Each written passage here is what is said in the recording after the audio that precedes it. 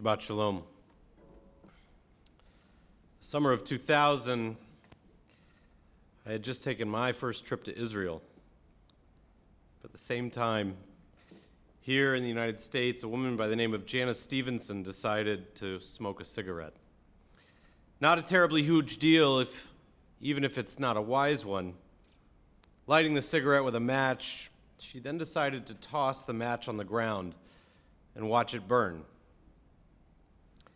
And for the next 2 weeks, the Black Hills of South Dakota were in flames.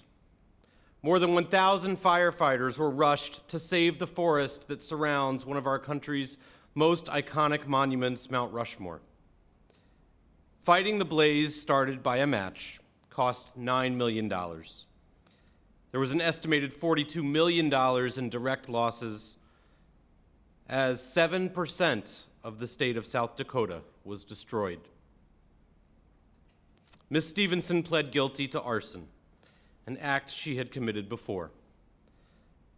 But that fire did not spread so far and destroy so much just because of one match dropped at its edge. Authorities explained that the fire was so large and so hard to fight because the place where that match was lit was the perfect place for a fire to grow and prosper. When the judge sentenced Ms. Stevenson to 35 years in prison and over $250,000 in fines, he said on the record, "Ms. Stevenson, you knew this. You knew this was the perfect place for that match to land when you watched it burn."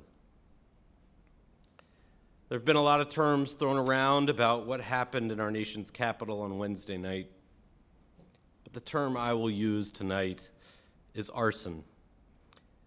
And sadly, we must admit to ourselves that it was the very president of our United States who dropped the match to see how it would burn.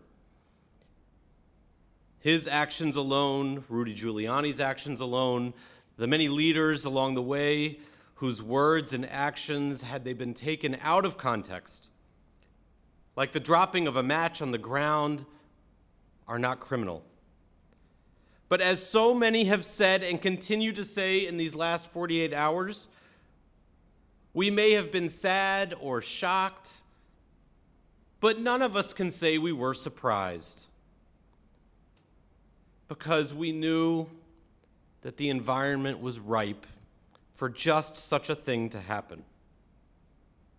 Tonight, I plan to talk about how little things matter, about how what we do every day, every little step of progress we make, every kind gesture and every prayer offered, exponentially add up to a greater sum of success than any single action on any single day. But given the events of Wednesday, I have to speak differently. Even if my message is the same, I can now look at it only in a different context. We were shocked but not surprised on Wednesday because we have known for a long time now, months or years, that the environment in this country is highly flammable. Little actions have been taken, time and time again, that have made this possible. We can name them easily. We could blame the times we're living in, the uncertainty and insecurity of life during a pandemic, but then we could say there will always be times of uncertainty, as there always have been. And we can blame the words of the president for the times when he equated white supremacists to peaceful protesters in Charlottesville or encouraged the Proud Boys to stand by. But there will always be people, many of them charismatic leaders, who make inflammatory comments, just as there will always be someone who throws their match on the ground to watch it burn. As much as we want to go stamp it out ourselves, that's not our job. It is not our job any more than it was our job to put out the fire in the Black Hills or push back the angry mob from the Capitol steps. Whether the 25th Amendment is invoked or impeachment hearings begin, that is the job of politicians and professionals, of our representatives. We should make our feelings known, sure, but do not believe that our job is done once we've made a phone call. This fire burned because of where it was placed and when it was placed. Our job is more difficult than a phone call. We are responsible for making sure that fires never get started in the first place. Professionals are tasked with handling emergencies. That's the job of first responders. We are tasked with caring for the environment around us. Wednesday night was a sign of how close we have come to letting a single match burn down our very democracy. And so thank God for the officers who ultimately stopped the destruction of the Capitol building. Thank God for the representatives who insisted on putting democracy back in its rightful place and who spoke eloquently about the importance of honesty and truth and integrity as they are the cornerstones of our country. You were our first responders. Now we have to get back to work building back this forest. I was recently turned on to the book Atomic Habits by James Clear. In the book, he explains that the greatest threat to success is not failure. The greatest threat to success, in his mind, is boredom. He teaches that our habits become ordinary. We start derailing our progress because we want to seek something novel. This is why, he writes, we get caught up in a never-ending cycle, jumping from one workout to the next, one diet to the next, one business idea to the next. Because as soon as we experience the slightest slip in motivation, we begin seeking something new and different, something more exciting, even if what we were doing before was working. We have been living in a flammable environment. And you know what a flammable environment is not? It is not boring. To build an environment that can withstand the volatility we are experiencing today, we do not need to change directions or create a new plan. We need to stay the course that we've been working on since the beginning of this country, the course that we have been on in the midst of this environment that we have come to see these last months and years. There has been another environment that we have held on to, a very boring one, but one that is working. One where people from all walks of life have the chance to thrive, where hate is not the most common way of speaking. There were a number of comments Wednesday, as there have been in recent years, asking the fearful question that Jews have asked for centuries: is now the time when we pack our bags?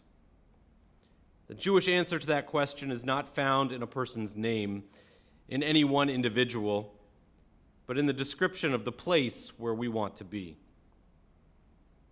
It is not a question about who our leader is, it is a question about what environment are we living in.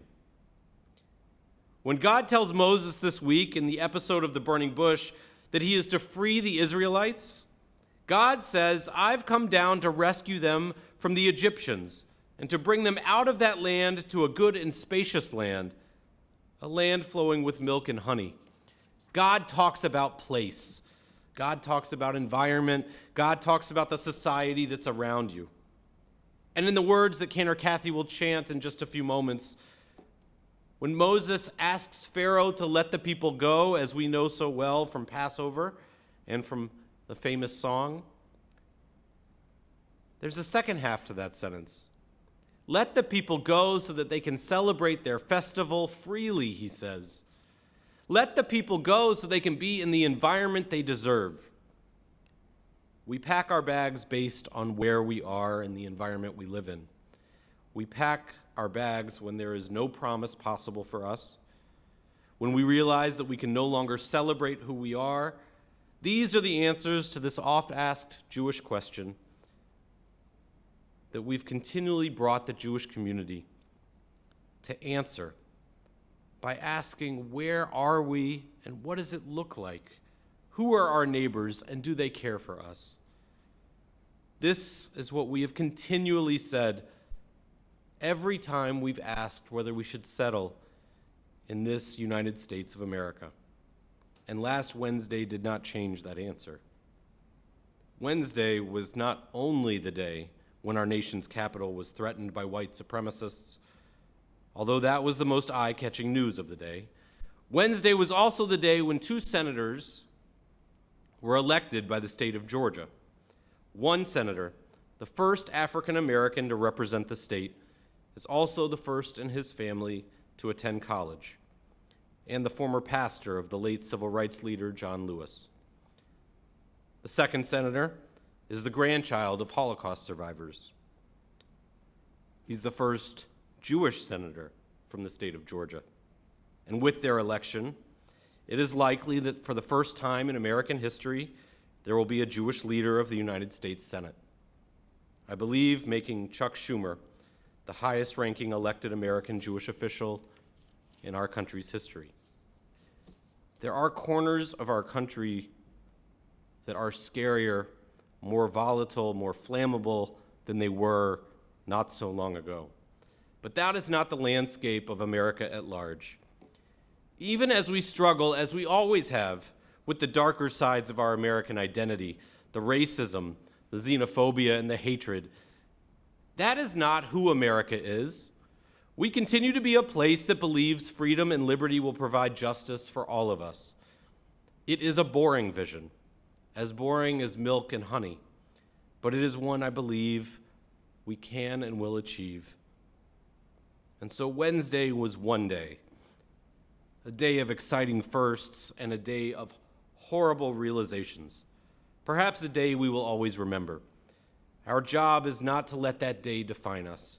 Our job is to work every day to build the relationships and the environment that prevent the worst parts of last Wednesday from happening again, and the blessings of last Wednesday to continue to happen over and over again throughout our future. As individuals, we do this by harboring patience, by sharing our truth, by being proud of who we are with those around us, perhaps, as my son said this morning, by tapping those we need to share some difficult news with on the shoulder and asking them to listen. As a congregation, we do this by continuing to do the work we've always done. Next week is Interfaith Youth Shabbat, where we welcome congregations to come learn about Judaism.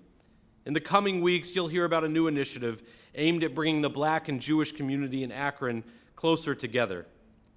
In the spring, we return to our Interfaith Justice series with the Catholic, Protestant, white, and Black congregations together, focusing on justice, focusing on the best of our community. And of course, we continue to have monthly Muslim-Jewish dialogues with our friends from ISAC. Each of these is a seed that builds an environment where the best of last Wednesday is possible, and where the lit match of hate has no place to land and burn. I pray for the patience to be bored. I pray for the strength to rebuild the parts of our country that are broken. And I pray that we continue to do what we have done throughout history, seeking out the environments where we can thrive and where our survival is never in question. Shabbat Shalom.